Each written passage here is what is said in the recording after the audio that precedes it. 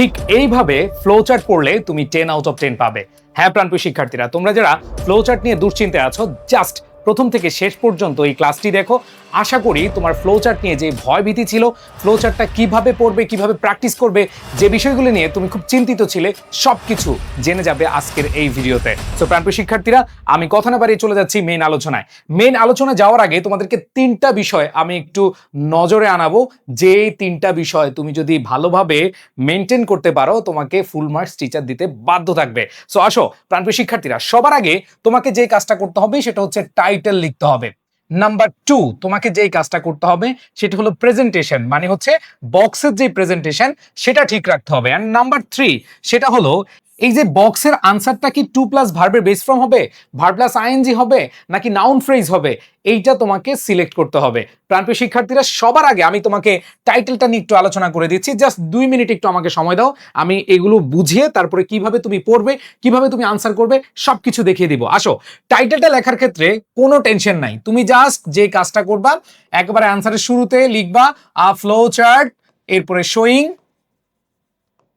যেই প্রশ্নটা আসবে ওই প্রশ্নের ভেতরেই তোমার হচ্ছে আনসারটা দেওয়া থাকবে, তুমি ওই টপিকটা লিখে দিবা। এরপরে ইজ গিভেন ভিলো, ইজ গিভেন ভিলো। আমরা জানি কোন উত্তর লিখতে গেলে আমরা কি বলি, যে নিম্নে বর্ণনা করা হলো। সো ঠিক তেমনি ইজ গিভেন ভিলো মানে হচ্ছে নিম্নে দেওয়া হলো। এন্ড দেন দ্বিতীয় যে কাজটা, সেটা হচ্ছে বক্সের কাজ। মনে রাখবা, এই বক্স করার ক্ষেত্রে তোমাকে অবশ্যই আয়তাকার আকৃতি দিতে হবে।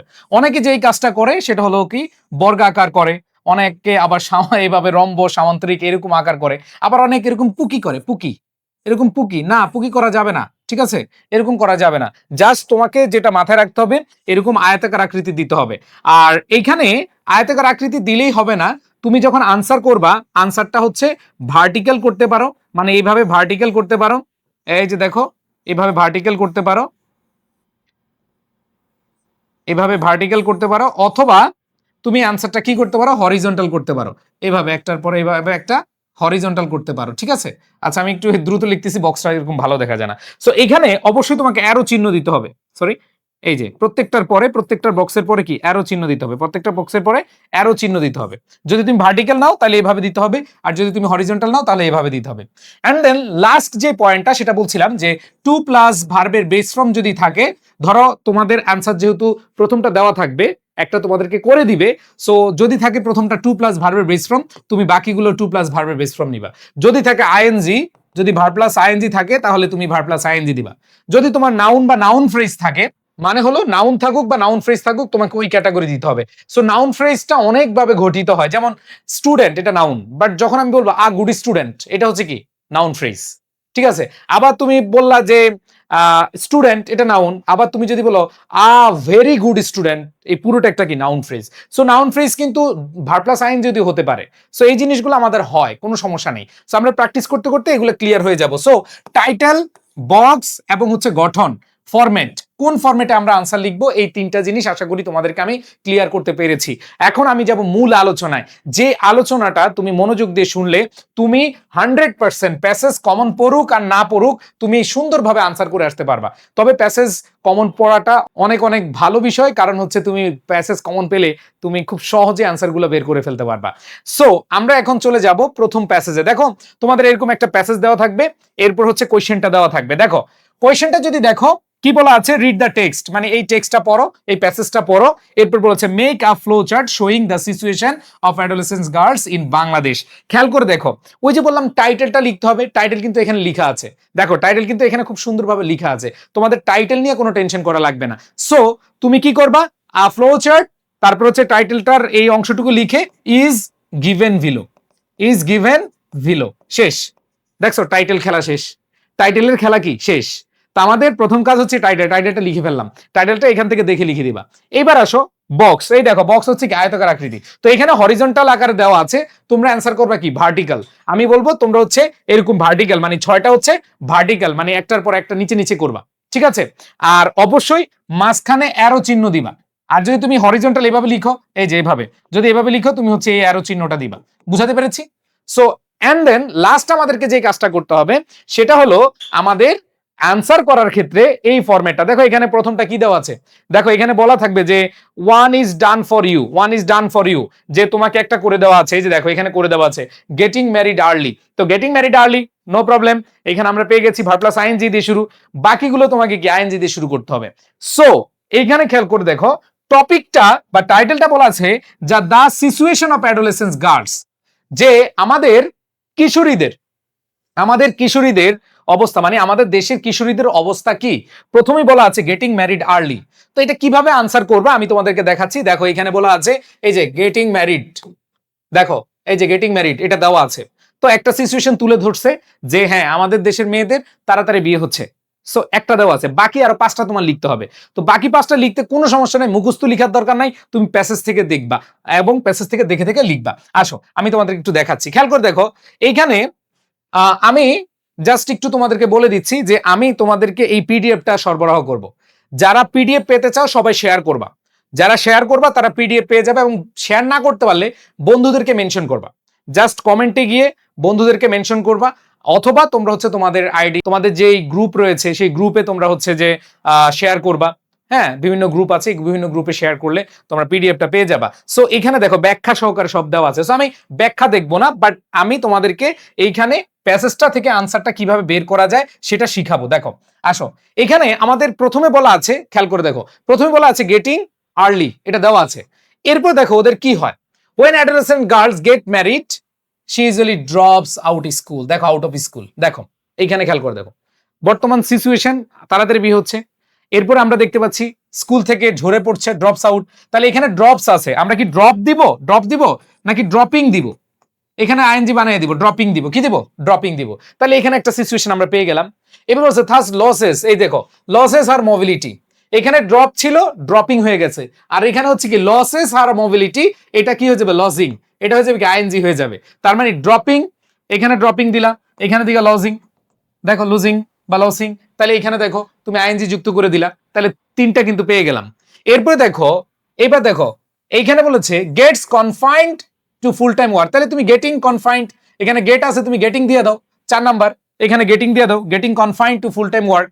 এরপরে দেখো এইখানে দেখো আবার লসেস, তুমি চাইলে এখানে লসিং সোশ্যাল স্ট্যাটাস দিতে পারো অ্যান্ড অল দ্য অপরচুনিটিস দিতে পারো, এইটাও একটা অ্যান্সার লিখতে পারো। এরপরে খেয়াল করে দেখো সে হচ্ছে কিসের মধ্যে অ্যাবিউজের শিকার হচ্ছে, তুমি লিখতে পারো যে এই যে বিকাম আছে, তাহলে কি বলবা becoming vulnerable to all sorts of abuse. দেখো 6টা কিন্তু আমরা পেয়ে গেছি। সো এইখান থেকে এইভাবে আনসারগুলো করতে হয়। সো আমি তোমাদেরকে পিডিএফ এ দেখো কিভাবে আনসারগুলো সাজিয়ে দিয়েছি। দেখো তোমাদেরকে বলে দিছি প্যাসেজের লাইন কি আছে, she usually drops out of school, এই লাইন থেকে আমরা কিভাবে লিখতে পারি, যেহেতু প্রথমটা আইএনজি আছে আমরা লিখতে পারি ড্রপস আউট, এটা হয়ে যাবে কি ড্রপিং আউট। দেখছো আমি যে কথাগুলো বললাম এগুলো পিডিএফ এ সুন্দরভাবে দেওয়া আছে। আবার দেখো প্যাসেজের লাইনে দেওয়া আছে লসেস আর মোবিলিটি, তার মানে সেই লসেস সোশ্যাল স্ট্যাটাস, তাহলে তুমি দুইটাকে একসাথে লিখতে পারো losing mobility and social status, শেষ। এবার দেখো এই যে তারা বলছে কাজ করতেছে, gets confined to full time work in her laws household, তাই এখানে দেখো এই জায়গাটায় তুমি গেটিং কনফাইন্ড দিতে পারো, অথবা এখানে দেখো working full time in lodge household. এরপর দেখো she becomes vulnerable to all sorts of abuse, তাহলে এখানে তুমি বিকামিং লিখতে পারো, becoming vulnerable to all sorts of abuse. এরপর দেখো লাস্ট হচ্ছে faces enormous health risk during pregnancy and child birth, এই কথাটা বলা ছিল, তাহলে ফেস আছে তুমি কি করবা ফেসিং লিখে দিবা। দেখো তোমার খুব ইজি, তুমি জাস্ট হচ্ছে প্যাসেজ থেকে, দেখো প্যাসেজ থেকে জাস্ট হচ্ছে তুমি ওয়ার্ডগুলো বের করবা। এখানে প্রথমটাতে দেওয়া আছে গেটিং ম্যারিড, এবার দেখো ড্রপ আউট হয়, এখানে আমরা জানি যে মেয়েদের তাড়াতাড়ি যখন বিয়ে হয়ে যায় তারা ড্রপ আউট হয়ে যায়, তাহলে ড্রপ আউট হবে না ড্রপিং আউট হবে। এরপরে দেখো লসেস হার মোবিলিটি, এখানে লজিং হবে, এখানে আইএনজি হবে। তারপরে দেখো গেটিং কনফাইন্ড দিতে পারো অথবা ওয়ার্কিং ফুল টাইম, ঠিক আছে এটা এইভাবে লিখতে পারো তোমার মতো করে। এরপরে খেয়াল করে দেখো এই যে এখানে মোবিলিটির সাথে তুমি সোশ্যাল স্ট্যাটাসও লিখে দিতে পারো। এরপরে খেয়াল করে দেখো কি বলা আছে, এখানে বলা আছে যে বিকামস ভালনারেবল, তাহলে বিকামিং দিবা, কি দিবা বিকামিং দিবা।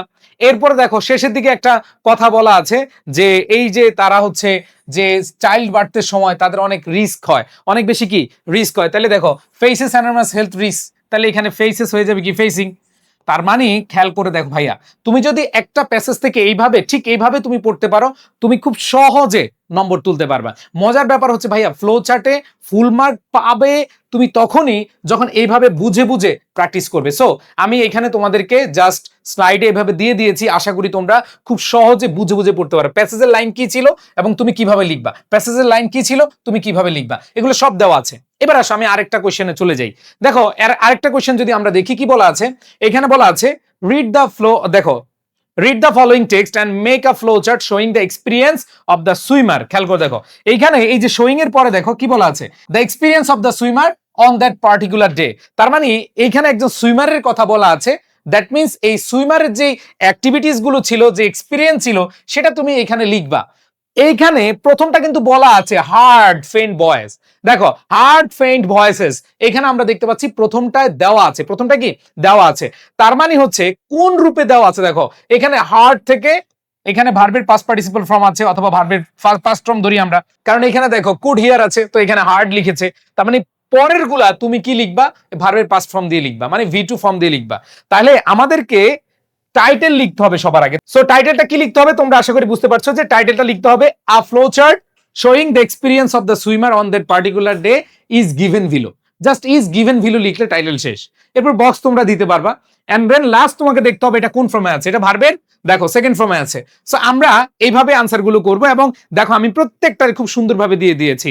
যে প্রথমটা দেওয়া আছে হার্ড ফেইন্ট ভয়েসেস, তবে 2 নম্বরে কি লিখবা, হ্যাঁ 3 নাম্বার কি লিখবা, এই সেম ভাবে লিখবে। এখন আসো তোমাদেরকে আমি দেখাই।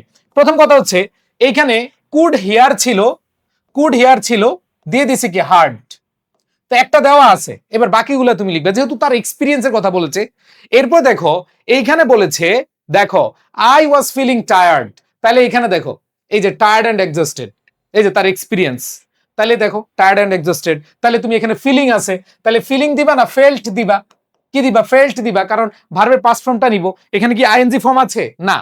এন্ড দেন পরেরটা দেখো কি বলেছে, ওয়াজ এনকাউন্টারিং, এখানে এনকাউন্টারিং, দেখো এনকাউন্টারিং হবে নাকি এনকাউন্টার্ড, কি হবে এনকাউন্টার্ড, দেখো পাস্ট ফর্ম হবে এনকাউন্টার্ড, কি হবে এনকাউন্টার্ড স্টিপ অপোজিশন।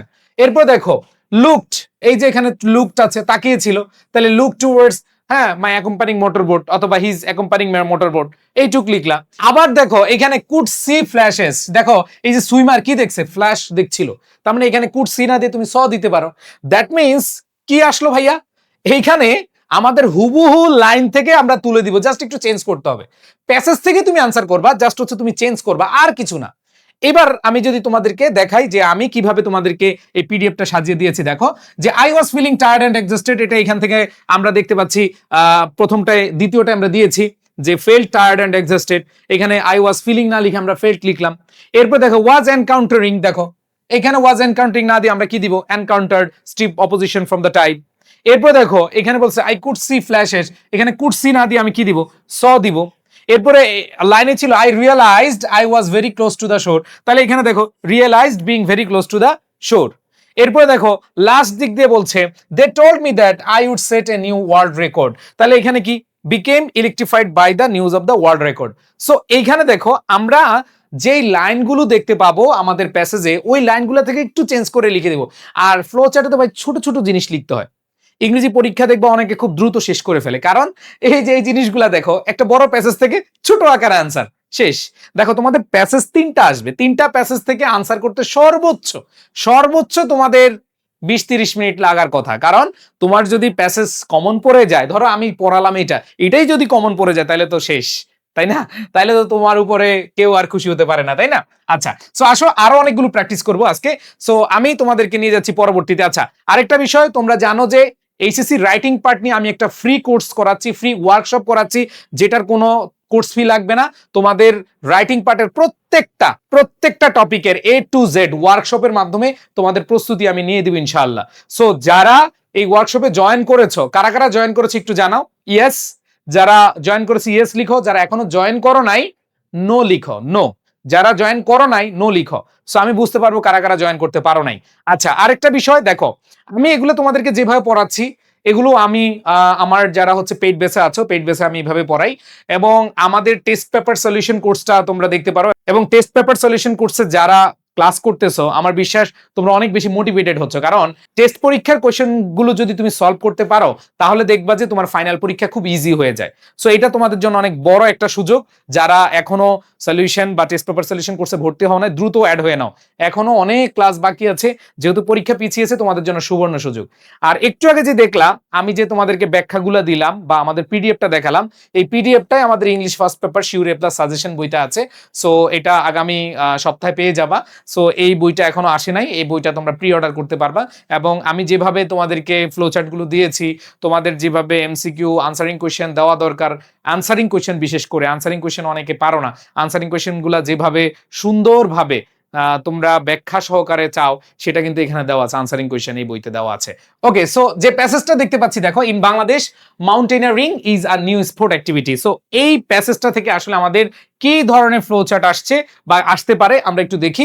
বলা আছে showing the condition of mountaineering in Bangladesh, মানে মাউন্টেনিয়ারিং সম্পর্কে আমাদের এই প্যাসেজটা দেওয়া আছে এবং এটার কন্ডিশন জানতে চেয়েছে। এটা কি কন্ডিশন জানতে চাওয়া হচ্ছে, বাংলাদেশে আসলে এটার কন্ডিশন কি। এখন কন্ডিশন কি তুমি মুখস্থ লিখবা? নো, তোমার এই প্যাসেজে দেওয়া আছে, তোমার প্যাসেজে দেওয়া আছে, তুমি খালি লিখবা, একটা করে দেওয়া আছে। One is done for you. দেখো নিউলি ইন্ট্রোডিউসড, তার মানে শুরুতে দেখো অ্যাডভার্ব আছে, এলওয়াই আছে, তার মানে তুমি যখন লিখবা বাকি যে পাঁচটা লিখবা এলওয়াই যুক্ত করে লেখার চেষ্টা করবা। সো এই মাউন্টেনিয়ারিং যেই প্যাসেজটা আছে এইখানে কন্ডিশনগুলো খুব সুন্দরভাবে দেওয়া আছে। সো আমি তোমাদেরকে প্রত্যেকটার মতোই এভাবে দেখো আনসারগুলো দিয়ে দিয়েছি। যে দেখো প্রথমেই দেখো নিউলি ইন্ট্রোডিউস স্পোর্ট অ্যাক্টিভিটি এটা আছে, yet to develop a culture that will encourage. So এখানে আমাদের দেশে এরকম উৎসাহিত করার মতো সংস্কৃতি এখনো কি করা হয় নাই, গড়ে উঠে নাই। দ্যাট মিনস তুমি এখানে কি করবা, সোশ্যালি ডিসকারেজিং কালচার। যেহেতু এখানে এনকারেজিং করা হয় নাই, তার মানে তুমি কি করবা, ডিসকারেজিং হবে। তাহলে এখানে আমি বলবো যে সোশ্যালি ডিসকারেজিং কালচার। এরপর দেখো Nisha took the challenge and she was supported by her parents. প্যাসেজের লাইনটা এরকম ছিল যে নিশা টুক, এখন অনেকে বলে ভাইয়া একটু দেখান তো কি ছিল। দেখো এইখানে বলা আছে Nisha took the challenge and she was supported by her parents, দেওয়া আছে।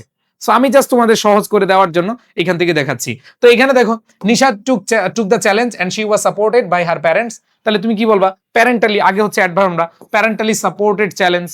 দেখো this is an expensive sport, তাহলে তুমি কি বলতে পারো, এক্সট্রিমলি এক্সপেন্সিভ স্পোর্ট। এখানে এক্সট্রিমলি দিতে হবে কারণ এলওয়াই দিতে হবে আমাদের। এরপর দেখো could not have succeeded if several organization did not help them.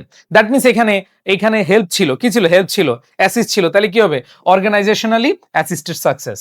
And then লাস্টে কি বলছে, support from her parents and society, এই যে সোসাইটির কথা বলেছে, তাহলে সোশ্যালি চ্যালেঞ্জিং অ্যাক্টিভিটি। তো এইখানে ওই গুরুত্বপূর্ণ লাইন বা কন্ডিশনগুলো থেকে তুমি কি করবা, ছোট ছোট করে তারপরে আনসার করবা। এবং সেখানে দেখো প্রত্যেকটা জায়গায় আমাদের এলওয়াই আছে, প্রত্যেকটা জায়গায় কি আছে, এলওয়াই আছে। সো আমরা আশা করি বুঝতে পারছি যে কিভাবে আনসারগুলো করতে হয়। এভাবে প্র্যাকটিস করতে হবে, প্রচুর প্র্যাকটিস করতে হবে, দেখবে তোমার জন্য ইজি হয়ে যাবে। আসো এরপর দেখো many adolescents face pressure. So এটা থেকে কি ধরনের ফ্লো চার্ট আসছে একটু খেয়াল করে দেখো। জাস্ট এখানে দেখো showing the problems that many adolescents face, just problem গুলো, দ্যাট মিনস এখানে অ্যাডোলেসেন্সের প্রবলেম দেওয়া আছে এবং এর মধ্যে একটা দেওয়া আছে to use alcohol, cigarette and other drugs. তার মানে বাকিগুলো এখানে দেওয়া আছে, দেখো এখানে to use alcohol, cigarettes and other drugs এটা দেওয়া আছে। তার মানে বাকিগুলো তুমি কি পেয়ে যাবা। সো বাকিগুলো পেয়ে যাওয়ার ক্ষেত্রে আমি তোমাদেরকে বলবো যে তোমরা যখন মানে প্র্যাকটিস করবা, বিশেষ করে এই পিডিএফটা যখন পাবা, আমার এখানে সবগুলো লেখা আছে, ঠিক আছে। সো এখানে তুমি জাস্ট নিচে নিচে লিখবা, আবার বলতেছি নিচে নিচে, মানে একটা বক্স আবার নিচে আরেকটা বক্স, মাঝখানে অ্যারো চিহ্ন, এটা দিতে হবে। কিন্তু অনেকে হচ্ছে যে ভাইয়া এইভাবে লিখছি, এইভাবে কিন্তু দিবা না। এখানে আমি ব্যাখ্যাগুলো দেওয়ার জন্য আমি তোমাদেরকে এখানে দিয়েছি, যাতে করে তোমরা ভালো করে পড়তে পারো, ঠিক আছে। আচ্ছা, সো আমি তোমাদেরকে নিয়ে যাই এখানে, দেখো কি বলেছে। প্রথমটা তো দেওয়া আছে টু ইউজ, এবার দেখো এইখানে বলেছে এই যে টু ইনিশিয়েট, দেখো তুমি এটা লিখতে পারো to initiate sexual relationship putting themselves, দেখো দ্বিতীয়টা তুমি পেয়ে গেলা। এরপরে খেয়াল করে দেখো তুমি যদি আরো যুক্ত করতে চাও, দেখো এখানে কি বলা আছে যে at high risk for unintentional or intentional injuries, ঠিক আছে। সো এখানে তুমি লিখতে পারো টু ফেস, তাহলে এখানে at high risk না দিয়ে তুমি লিখতে পারো to face risk for unintentional or intentional injuries। এরপর আবার লিখতে পারো টু ফেস, ঠিক আছে, আনইনটেন্ডেড প্রেগনেন্সিস। এখানে একটা প্রবলেম আছে, দেখো এগুলো সবগুলো হচ্ছে কি প্রবলেম, এখানে প্রত্যেকটা কি প্রবলেম দেওয়া আছে। সো এই প্রবলেমগুলো কিভাবে লিখবা দেখো আমি দেখাচ্ছি। এখানে দেখো to face high risk of intentional or unintentional injuries, এবার দেখো to suffer from unintended pregnancies, এরপরে দেখো sexually transmitted infections including the HIV. So এখানে তুমি লিখতে পারো to contract sexually transmitted infections, এটা লিখতে পারো। এরপরে তুমি লিখতে পারো many also experience a wide range of adjustment and mental health problems. So তুমি এখানে লিখতে পারো যে to experience mental health and adjustment problems. So এখানে তুমি জাস্ট খেয়াল রাখবা প্যাসেজের লাইন থেকে তুমি আনসার করবা এবং সেগুলো ছোট আকারে লিখবা। যেমন এখানে দেওয়া আছে টু ইউজ ইনফিনিটিভ, সবগুলো তোমার কি হবে? ইনফিনিটিভ হবে। সো আশা করি এতক্ষণ তোমরা যারা মনোযোগ দিয়ে ক্লাসটা করলে, তোমরা যারা ফ্লো চার্ট নিয়ে আসলে খুব চিন্তিত ছিলে যে ফ্লো চার্ট কিভাবে আসলে আমরা প্রস্তুতি নিব এবং কিভাবে পরীক্ষায় আসলে ধরো তোমার কমন পড়ে নাই, যে কোনো প্যাসেজ কমন পড়ে নাই, বাট তুমি কিভাবে লিখে আসবে, তিনটা জিনিস মাথা রেখে তুমি যদি লিখে আসতে পারো তুমি কিন্তু নম্বর পাবে। প্রাণপ্রিয় শিক্ষার্থীরা, তুমি জাস্ট টাইটেলটা কি চেয়েছে সেটা বোঝার চেষ্টা করবা। নাম্বার 2, তোমাকে অবশ্যই এই যে এখানে যে সিস্টেমটা দেখো, এখানে আমাদের অ্যাডভার্ব আছে, প্রত্যেকটা অ্যাডভার্ব হিসেবে তোমাকে দেখতে হবে, যেগুলো আছে সেগুলো মাথায় রেখে তোমাকে প্রস্তুতি নিতে হবে, তাহলে ভালো করতে পারবা। সো আমি আশা রাখবো যে তোমরা এখানে যারা আমার ক্লাসটা করছো, তোমরা প্রত্যেকে বাসায় যখন প্র্যাকটিস করবা এইভাবে প্র্যাকটিস করার চেষ্টা করবা।